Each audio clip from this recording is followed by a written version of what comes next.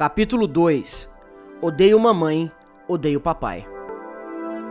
Aberdeen, Washington, de janeiro de 1974 a junho de 1979.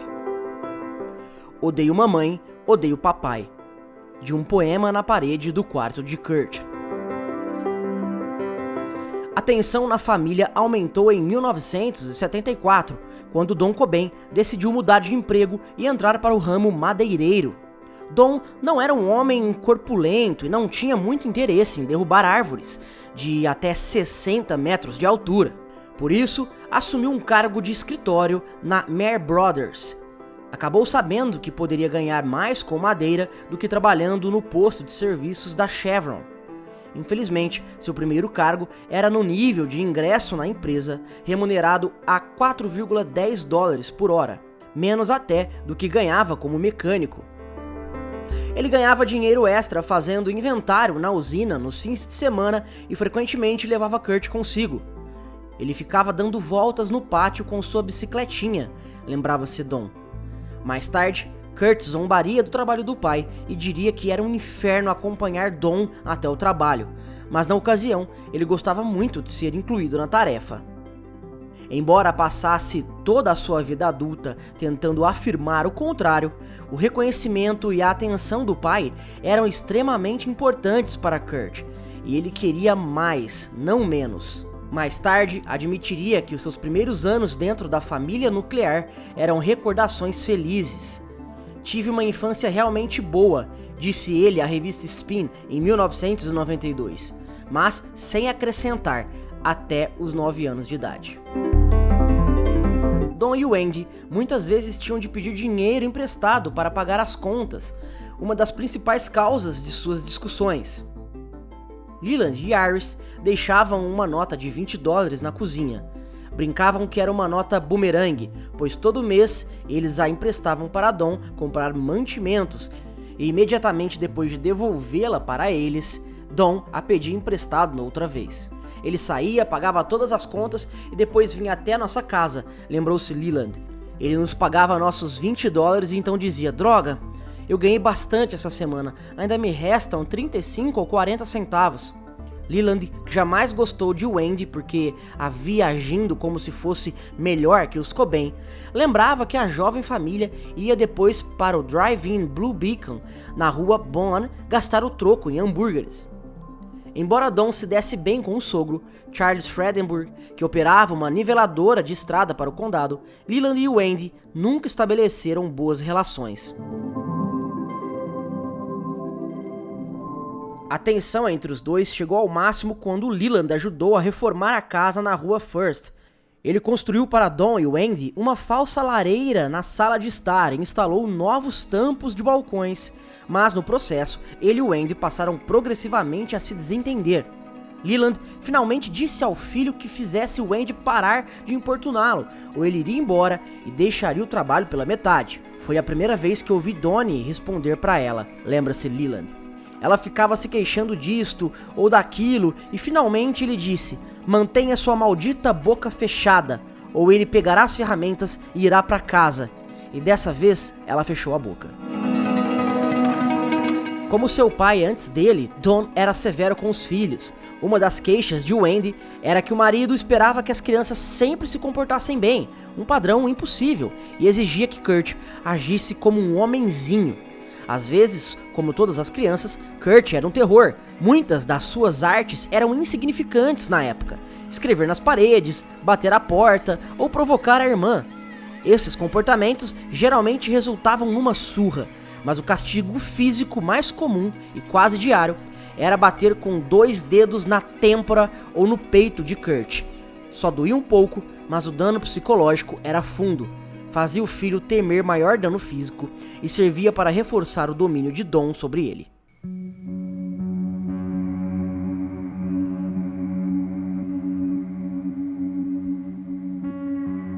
Kurt começou a se abrigar dentro do armário do seu quarto. Os espaços reclusos, confinados, que provocavam ataques de pânico nos demais, eram exatamente aqueles que ele buscava como refúgio. E havia coisas das quais valia a pena se esconder. Ambos os pais podiam ser sarcásticos e zombeteiros. Quando Kurt era imaturo bastante para acreditar neles, Don e Wendy o advertiam de que ele ganharia uma pedra de carvão de Natal se não fosse bom, particularmente se brigasse com sua irmã. De brincadeira, colocaram pedaços de carvão em sua meia. Era só uma peça, lembrou-se Don. Fazíamos isso todo ano. Ele ganhava presentes e tudo mais. Nunca deixamos de lhe dar presentes. Entretanto, não tinha mais graça para Kurt. Pelo menos, tal como ele contou a história mais tarde em sua vida. Ele afirmou que certo ano havia-lhe prometido uma arma de brinquedo de Starsky e Hutch, um presente que nunca veio. Em vez disso, segundo ele, ganhou apenas um pedaço de carvão embrulhado com capricho. O relato de Kurt era um exagero, mas em sua imaginação, ele começara a distorcer sua própria visão sobre a família. Ocasionalmente, Kim e Kurt se davam bem e às vezes brincavam juntos, embora Kim não tivesse o talento artístico de Kurt, e ela sempre sentia a rivalidade de ter o resto da família prestando tanta atenção a ele. Desenvolveu a habilidade de imitar vozes. Ela era particularmente boa nas do Mickey e do Pato Donald. E Kurt se divertia muito com essas imitações.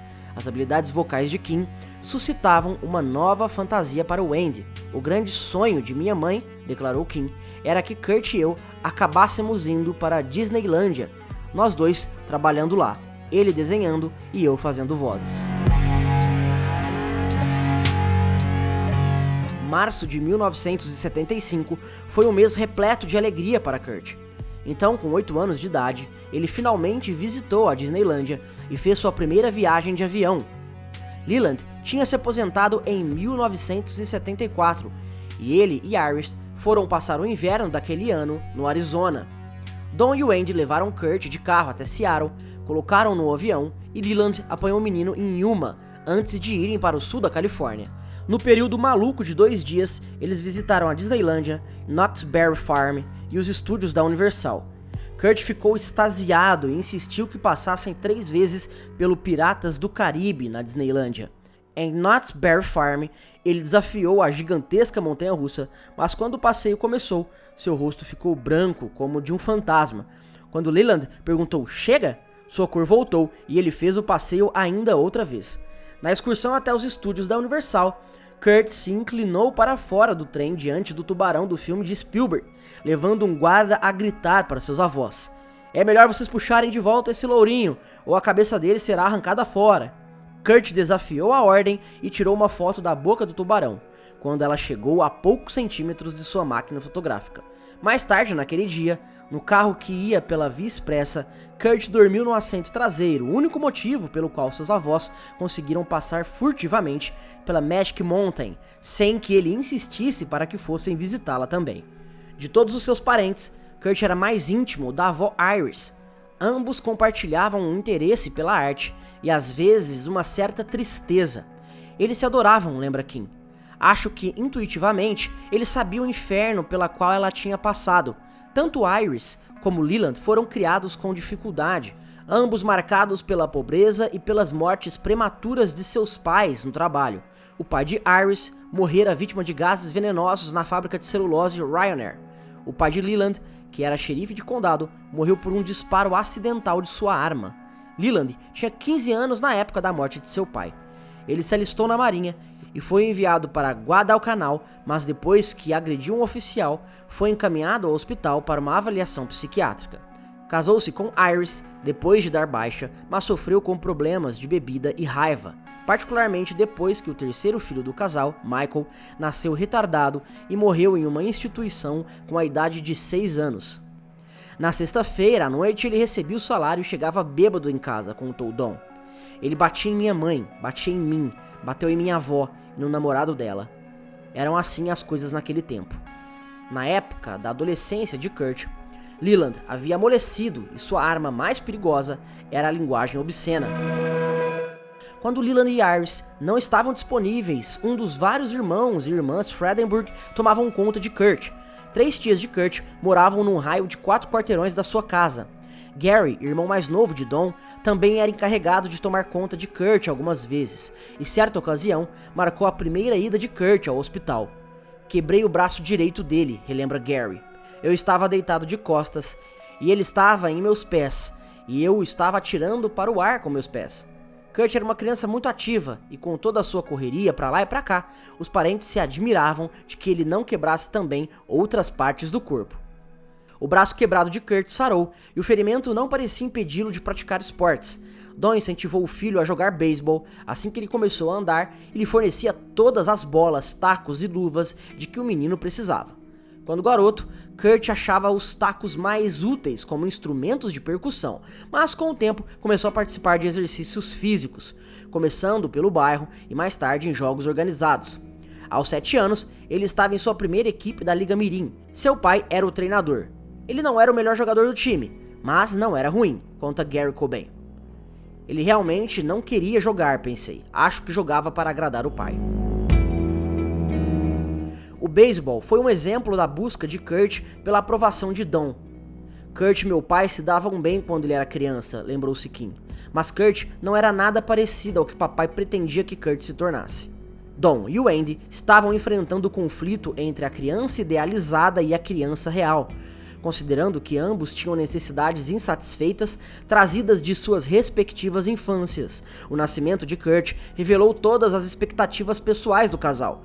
Don queria a relação pai-filho que ele nunca tivera com Leland e pensou que a participação dos dois em jogos esportivos propiciaria esse laço. Embora Kurt gostasse de esportes, particularmente quando seu pai não estava por perto, ele associava intuitivamente o amor de seu pai com esta atividade, algo que o marcaria por toda a vida. Sua reação era participar, mas fazê-lo sob protesto. Quando Kurt estava na segunda série, seus pais e a professora decidiram que sua incansável energia podia ter uma origem médica mais ampla. O pediatra de Kurt foi consultado e o corante alimentar vermelho foi afastado da sua dieta. Quando não houve melhora nenhuma, seus pais limitaram sua ingestão de açúcar. Finalmente, o médico receitou Ritalin, que Kurt tomou por um período de 3 meses. Ele era hiperativo, lembrou Kim. Ficava saltando pelas paredes, principalmente se lhe fosse dado algum açúcar. Outros parentes sugerem que Kurt pode ter sofrido de deficiência de atenção por atividade, déficit de atenção. Mary se lembrava de uma visita à casa dos Cobain, em que encontrou Kurt correndo pelo bairro, batendo num tambor de parada e gritando a plenos pulmões. Mary entrou e perguntou à sua irmã, mas que diabo ele está fazendo?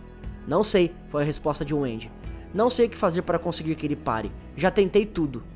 Na época, Wendy supunha que era o modo de Kurt queimar seu excesso de energia de menino. A decisão de dar Ritalin a Kurt era, já em 1974, uma decisão controversa, com alguns cientistas argumentando que isto cria uma resposta pavloviana nas crianças e aumenta a probabilidade de comportamentos de dependência química mais tarde na vida. Outros acreditam que se as crianças não recebessem tratamento para hiperatividade, podem mais tarde se automedicar com drogas ilegais.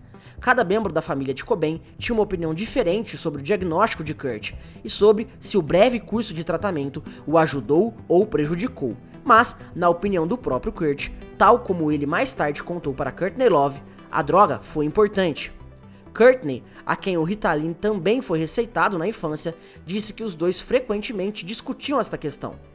Quando você é criança e toma esta droga que o faz sentir desse jeito, para onde mais você vai se voltar quando for adulto? Perguntou Courtney. Era uma euforia quando você era criança. Essa memória não vai ficar com você? Em fevereiro de 1976, apenas uma semana depois do 9º aniversário de Kurt, Wendy informou Don de que ela queria o divórcio. Fez o anúncio numa noite de um dia de semana e saiu em disparada com o seu Camaro, deixando a Don a tarefa de explicar às crianças, uma coisa na qual ele não se esmerava.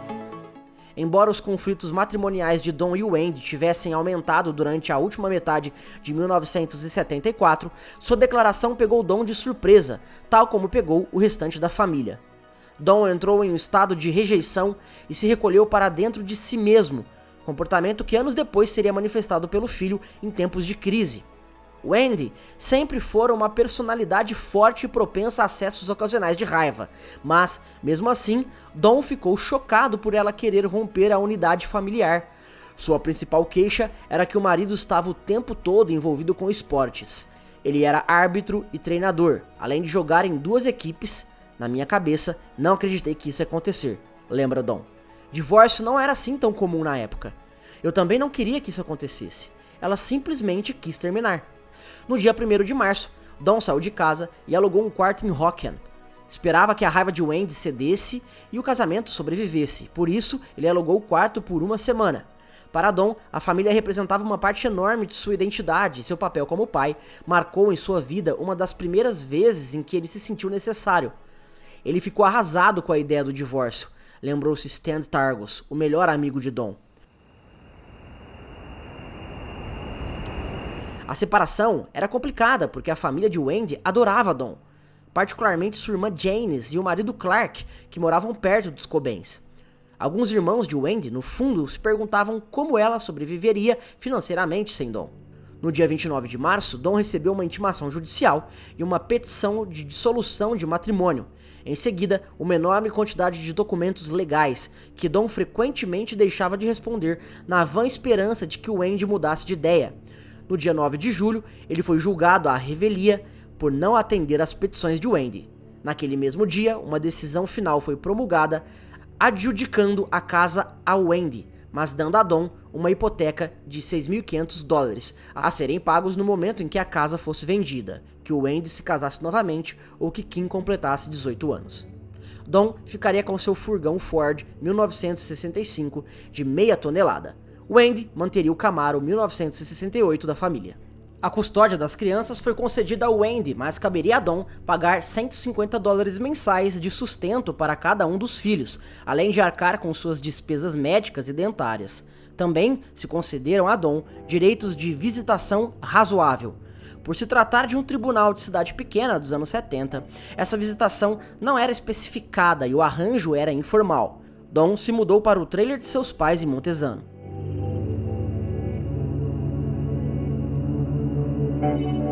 Ele continuava esperançoso de que Wendy mudasse de ideia, mesmo depois que os documentos finais foram assinados. Wendy não faria nada disso. Quando acabava alguma coisa, aquilo estava mesmo acabado para ela, e assim não poderia ter mais nada com Dom.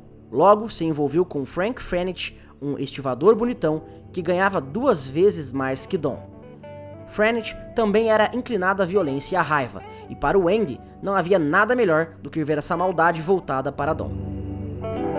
Quando uma nova carteira de motorista de Dom foi acidentalmente enviada para a casa de Wendy, alguém abriu o envelope, esfregou fezes na foto, fechou novamente o envelope e o enviou para Dom. Este não era um divórcio, era uma guerra cheia de ódio, despeito e vingança de uma rixa sangrenta. Para Kurt, era um holocausto emocional. Nenhum outro evento isolado em sua vida teve mais efeito na conformação de sua personalidade. Ele interiorizou o divórcio como fazem muitas crianças. A profundidade dos conflitos de seus pais lhe foram essencialmente ocultada, e ele não conseguia entender o motivo para a separação.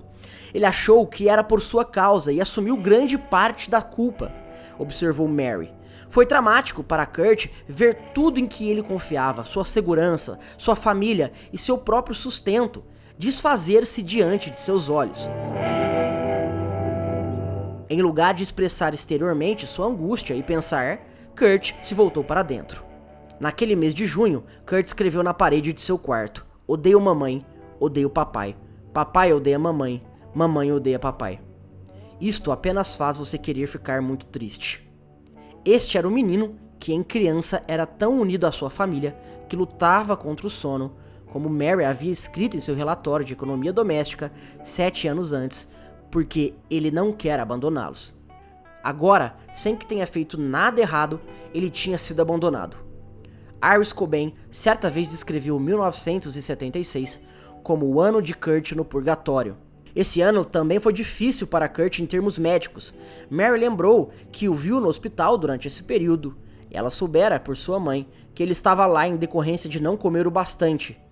"Eu me lembro de Kurt no hospital por problema de desnutrição, quando ele estava com 10 anos, disse ela. Kurt contou a seus amigos que teve que beber bário e tirar uma radiografia do estômago. É possível que aquilo que se imaginava ser desnutrição fosse o primeiro sintoma de uma desordem estomacal que o atormentaria mais tarde em sua vida. Sua mãe tinha sofrido do estômago aos 20 anos de idade, pouco tempo depois do nascimento de Kurt, e quando este começou a ter dores estomacais, supôs-se que sofria da mesma irritação estomacal de Wendy. Por volta da época do divórcio, Kurt também tinha uma contração involuntária nos olhos. A família supôs que isso estivesse associado à tensão, o que provavelmente era verdade.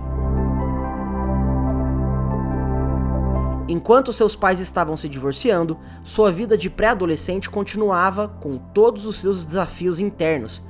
Prestes a entrar na 4ª série, ele começou a perceber as meninas como seres sexuais e a se preocupar com o status social.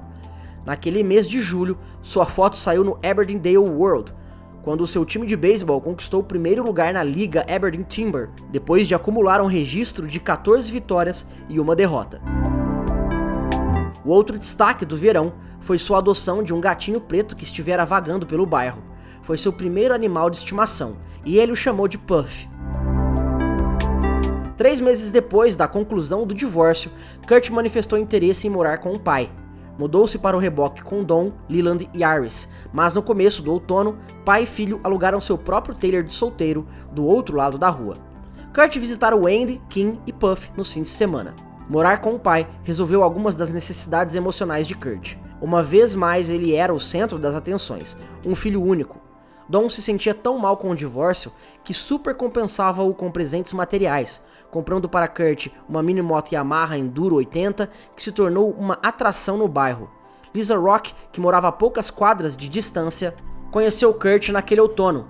Ele era um menino quieto, muito simpático, sempre sorrindo. Era um pouco tímido. Havia um campo onde ia andar com sua mini moto e eu andava ao lado dele com a minha bicicleta. A percepção de Lisa sobre Kurt, aos 9 anos de idade, como um menino quieto, fazia coro a uma palavra que seria reiteradamente empregada para descrevê-lo na idade adulta. Ele era capaz de ficar sentado em silêncio durante muito tempo sem sentir necessidade de jogar conversa fora. Kurt e Lisa faziam aniversário no mesmo dia, e quando ambos completaram 10 anos, comemoraram com uma festa na casa de Lisa. Kurt ficou contente por ter sido incluído, ainda que se sentisse desajeitado e incomodado com a atenção. Ele fora destemido aos 4 anos de idade. Aos 10, era surpreendentemente medroso. Depois do divórcio, ele se mantinha reservado, sempre esperando que a outra pessoa desse o primeiro passo. Depois do divórcio e com o despertar da puberdade de Kurt, seu pai assumiu um papel de proporções elevadas. Depois da escola, Kurt ficava no trailer dos avós, mas assim que Dawn voltava do trabalho, ficavam juntos o resto do dia. E Kurt ficava contente de fazer tudo o que Dawn quisesse, mesmo que isso significasse jogos esportivos. Depois das partidas de beisebol, os dois às vezes jantavam na cervejaria local. Era um laço que ambos saborearam, mas nenhum dos dois deixava de sentir a perda da família. Era como se um membro do corpo tivesse sido decepado e, embora passassem o dia inteiro sem ele, nunca conseguiam afastá-lo de seus pensamentos. Seu amor recíproco naquele ano foi mais forte do que era antes ou depois, mas pai e filho ainda estavam profundamente solitários. Receoso de que poderia perder o pai, Kurt fez Dawn prometer que não se casaria novamente. Dawn deu a seu filho esta garantia e disse que os dois sempre estariam juntos. Durante o inverno de 1976, Kurt se transferiu para a Beacon Elementary School em Montesano. As escolas de Montesano eram menores do que as de Aberdeen, e semanas depois da transferência encontrou a popularidade que havia lhe escapado anteriormente e sua intrepidez parecia querer regressar. Apesar de externamente confiante, ele se apegava a uma amargura em relação às suas circunstâncias. Dava para notar que ele estava atormentado pelo divórcio dos pais, recordou o colega Darren Nethery. Quando começou a 5ª série, no outono de 1977, Kurt já fazia parte integrante de Mont, o nome que os habitantes usavam para a cidade. Todo aluno da pequena escola o conhecia e a maioria gostava dele. Ele era um menino muito bonito, lembrou John Fields. Era inteligente e tudo saía bem para ele.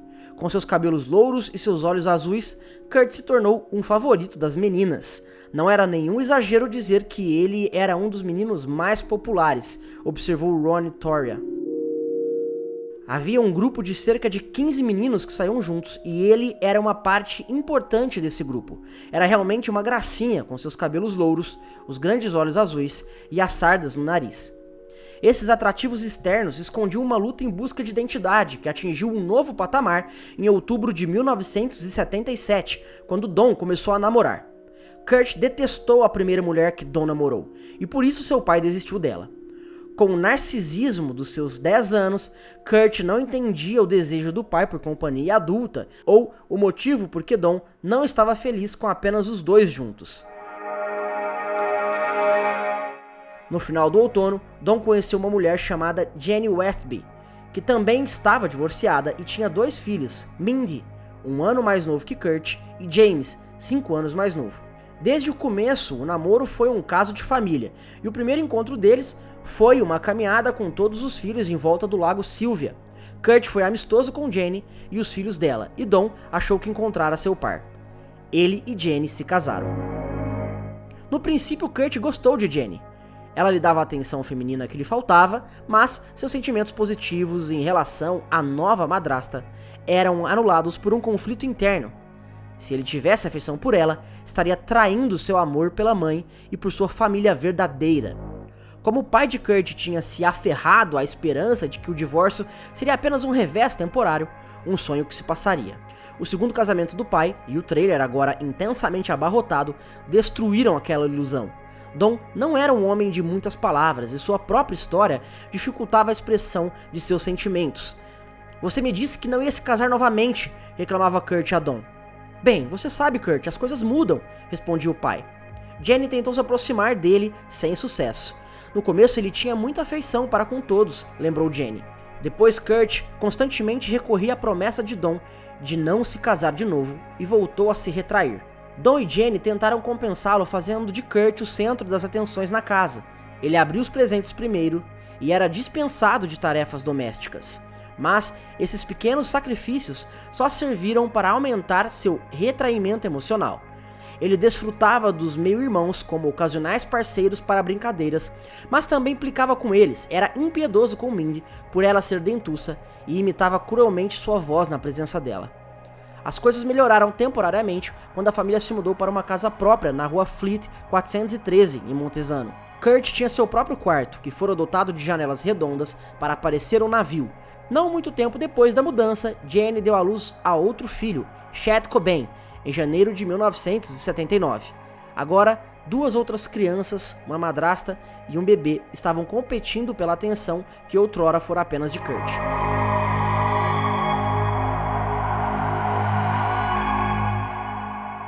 Kurt tinha a rédea solta nos parques, nas alamedas e nos campos de Mont.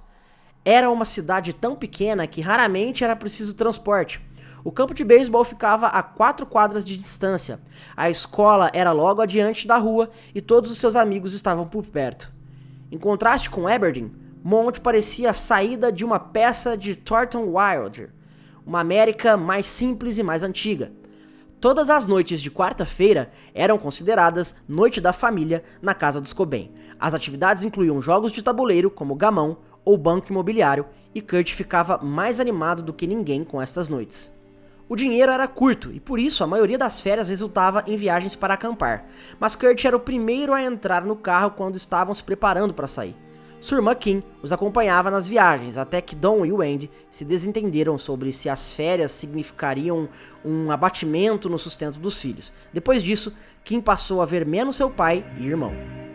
Kurt continuou visitando a mãe nos fins de semana, mas em vez de reuniões calorosas, essas ocasiões, em geral, apenas irritavam a velha ferida do divórcio.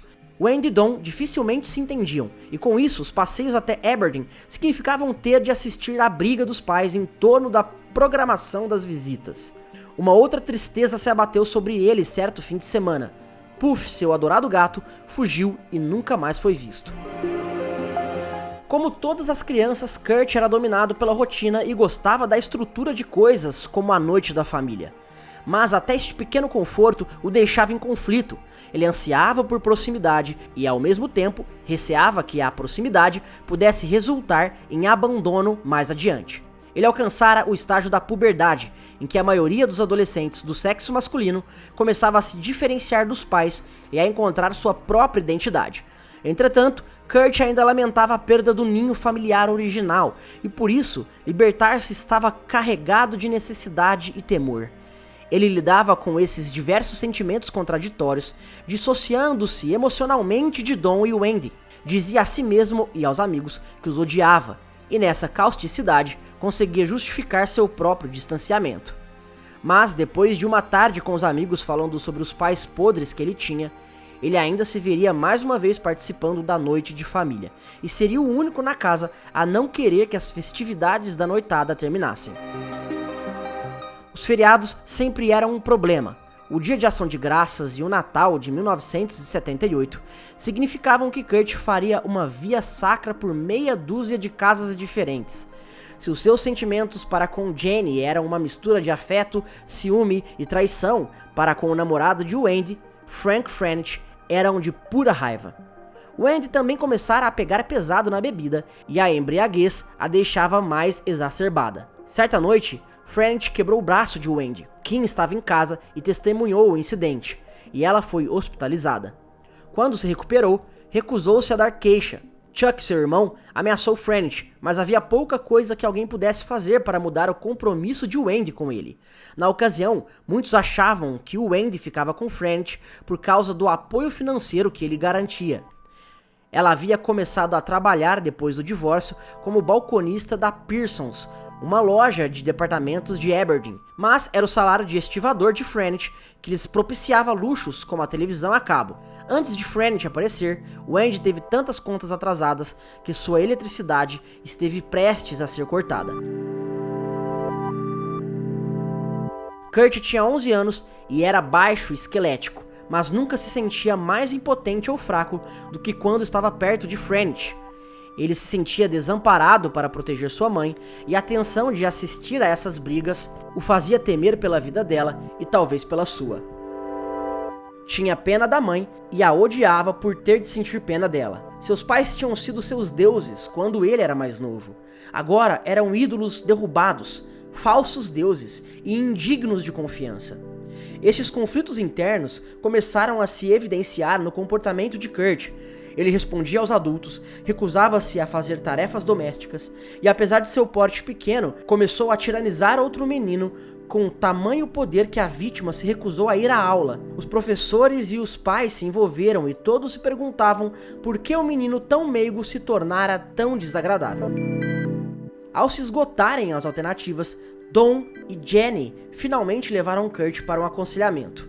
Houve uma tentativa de terapia familiar, mas Don e Wendy jamais conseguiam chegar no mesmo horário. O terapeuta, porém, passou 2 sessões conversando com Kurt. Suas conclusões eram que Kurt precisava de uma única família. Fomos informados de que se Kurt fosse ficar conosco, precisávamos obter custódia legal sobre ele, de forma que soubesse que o estávamos aceitando como parte de nossa família, lembrou Jenny. Infelizmente, tudo isso ia gerar problemas entre Don e Wendy quando discutissem a questão.